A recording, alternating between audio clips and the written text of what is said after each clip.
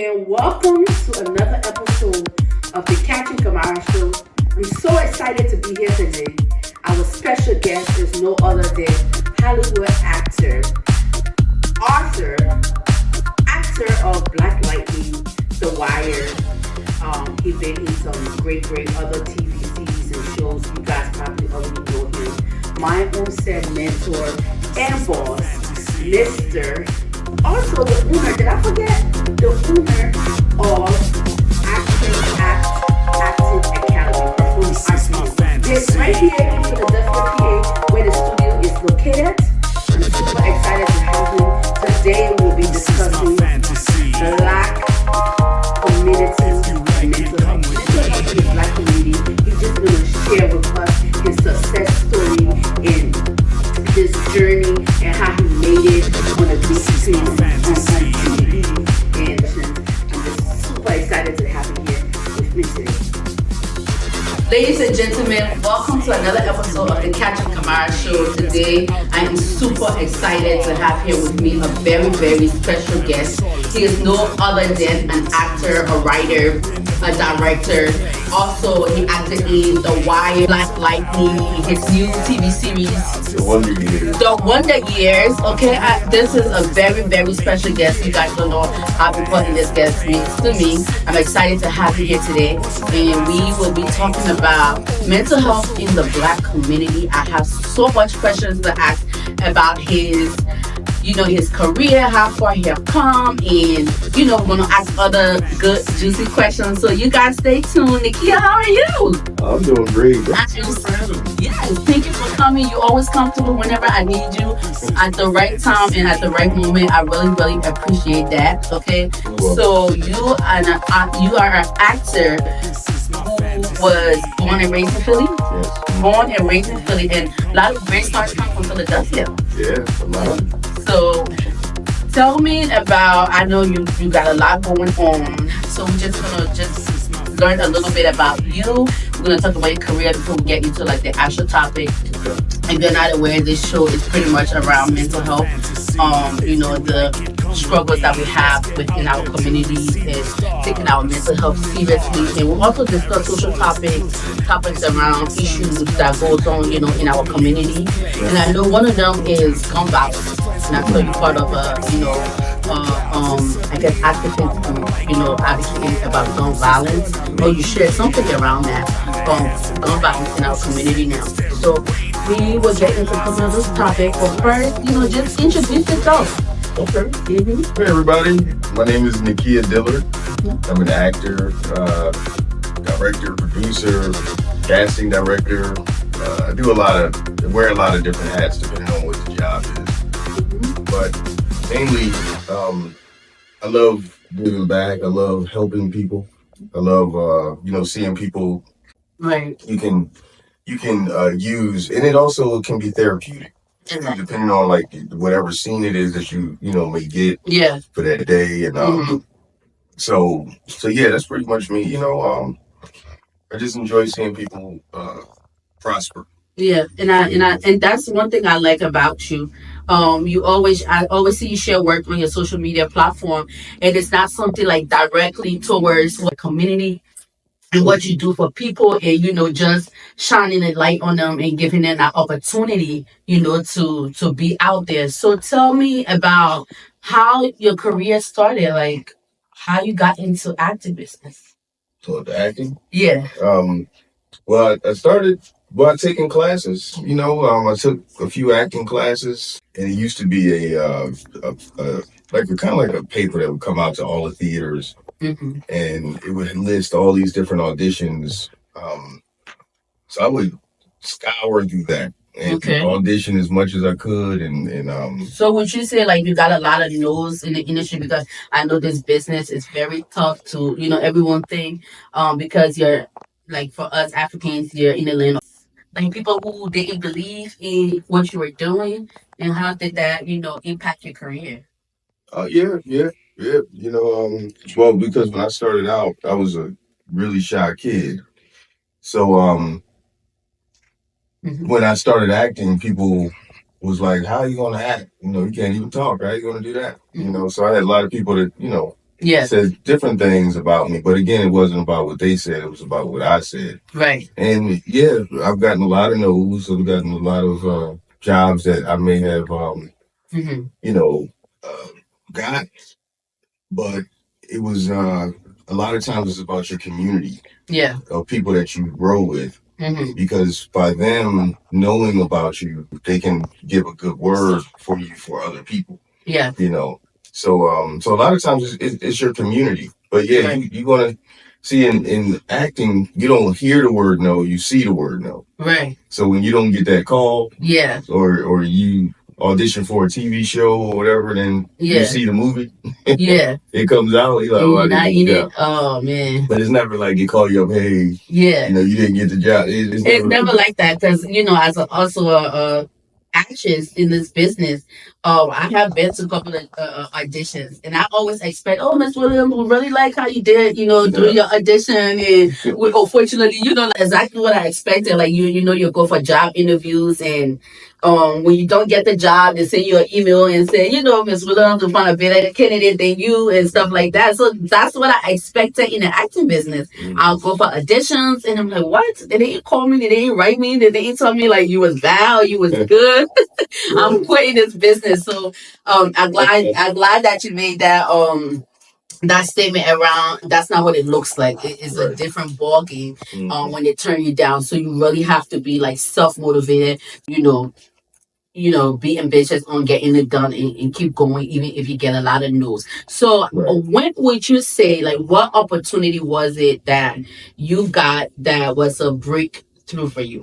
Like, say, okay, I finally got my foot in the door. I finally got the right people that, I feel like I can be a working actor now. And Well, actually, I all of the jobs, honestly, I mean, each opportunity was another step. Even when I booked like The Wire and different, even Black Lightning, all these different shows, I'm still working to like I'm always sharpening myself, so I'm never like feel like I've arrived. Yeah. I mean, I've done jobs where I've been noticed and things like that, and people enjoy them. But it's still a journey. Right. I'm still working towards the next situation, the next opportunity. But all of it, from the theater, from the commercials that I've done, all of those different things were steps because I was working. Yeah. I was a working artist. I was doing something that I enjoyed. Right. Right. That's awesome. That's great. So where do you see yourself a few years from now in your career? I see myself doing more production, more producing. Okay. Being on both sides, like where I'm creating more and just still, I guess, doing more of the same. Like just opening doors for up and coming artists and being able to create more opportunities and situations for myself. Yeah. Yeah, that's awesome.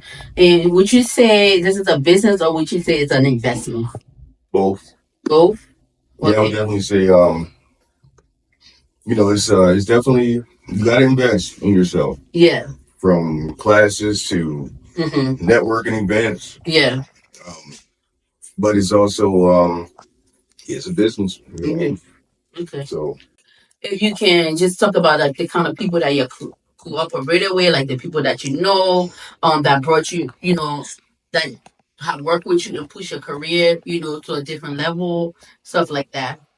Well, the different people that has helped me has been like some of my acting teachers. Okay. Somebody who actually and it's crazy because you never really see the people. Sometimes it's like you may just get a call like, hey, just want to introduce you to so and so. They did this, they did that, and it's been through friend director referred me to a job. Okay. A friend of mine is a director. She referred me to like work with different actors doing dialogue. I would say like when you working with people, always show up, always be on.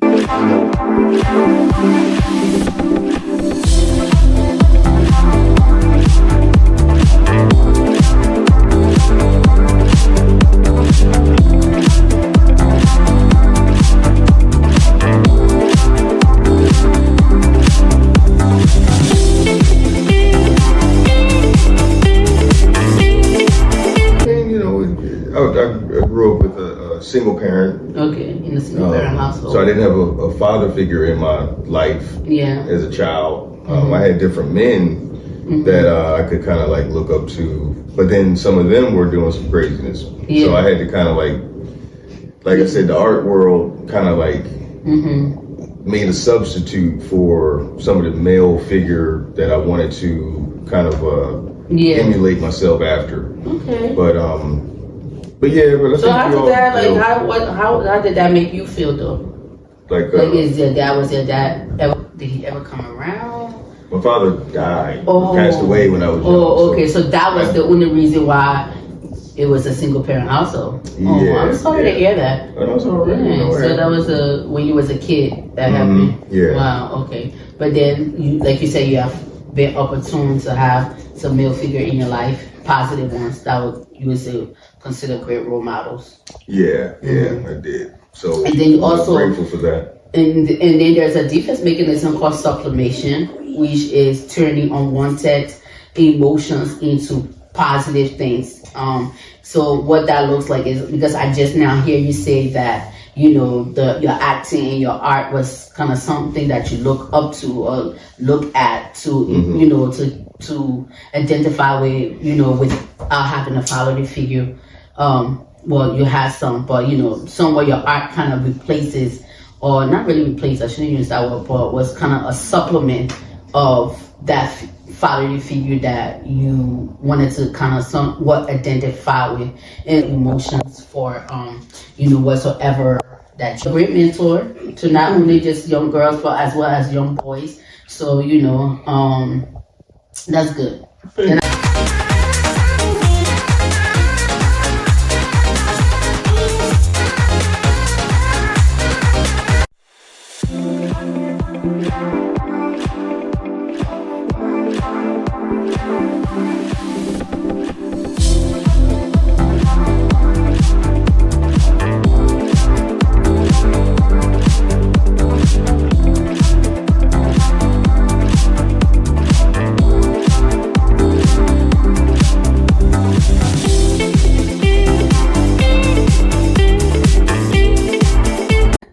Nakia, I'm glad that you're here today, just to share a little bit of insight on your career and how far you have come and what it means to, be successful in this business.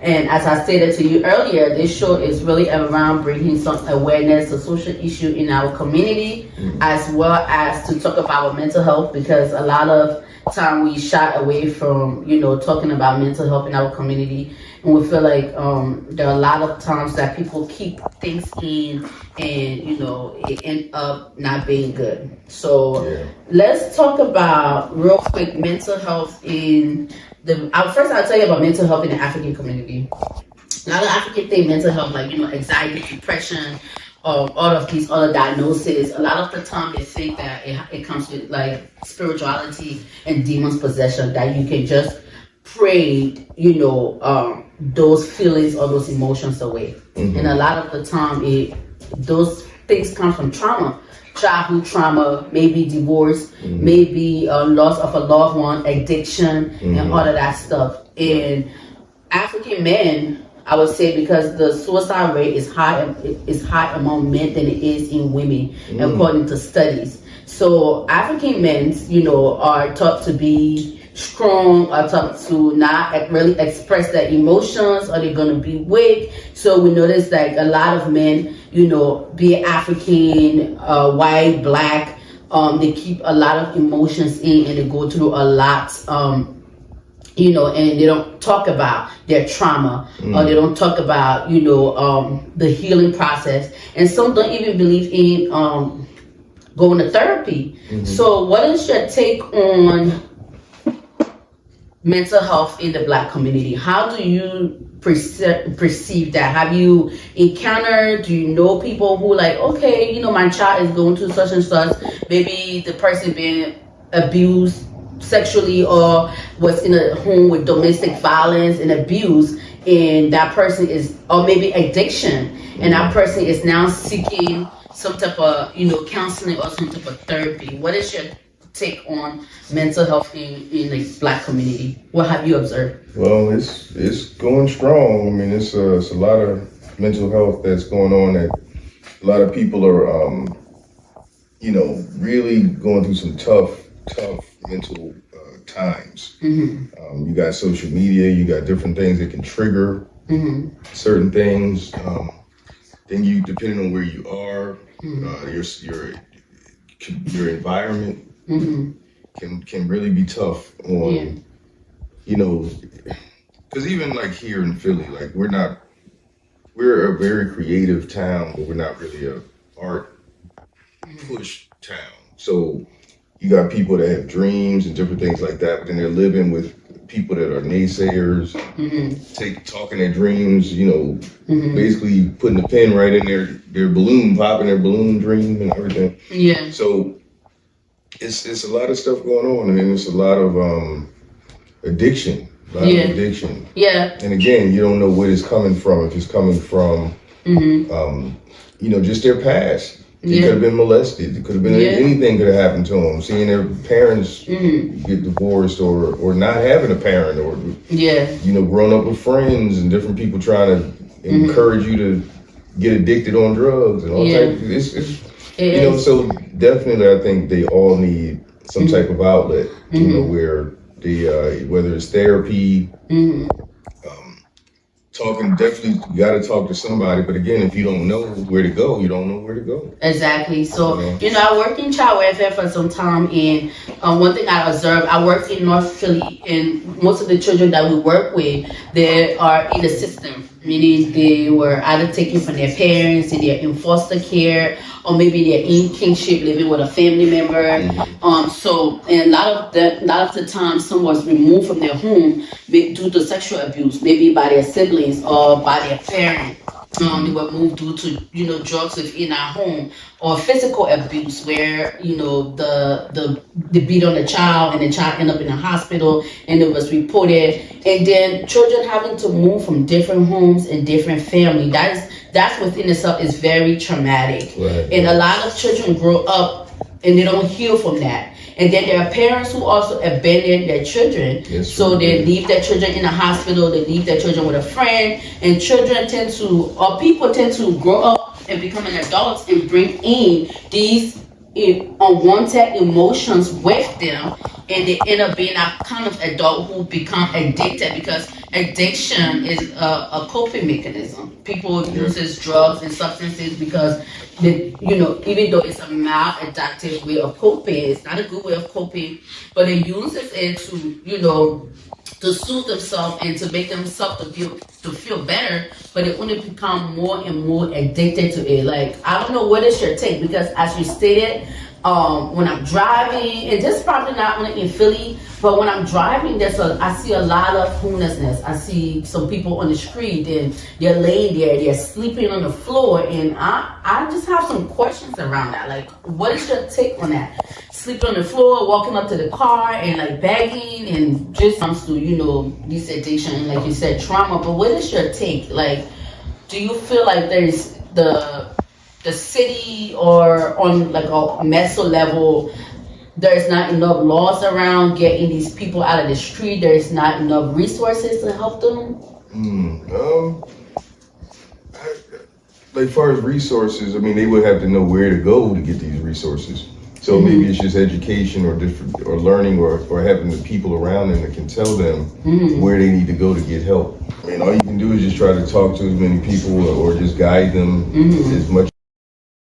Again, right here at the Captain KAMARA show, talking about mental health in the Black community, also talking about his career and how far he has come. And we're just super excited to have him here with us today. And I cannot wait to see you again. Yeah, same here. So thank you so much. Any last word for the audience? Well, I would just say, whatever ideas and dreams that you have, these ideas and dreams came to you for a reason. Yeah. So definitely utilize what your imagination is one of the biggest keys that you have. Yeah. And I would just say, end it with this. A great friend of mine, his name is Les Brown, and he said, you only align yourself with.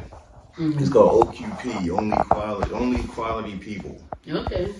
So you know, so look around you and see who's actually bringing your dreams down or lifting you up. Yeah. And those people are the ones that you need to be around. Yeah. And but genuine people, not just because of who you are, but just more of like just pouring into you, like you're pouring into them. Yeah. You know, and it has to be a reciprocal thing. Right. So definitely look at your circle, see who you're around, and just keep your dreams going.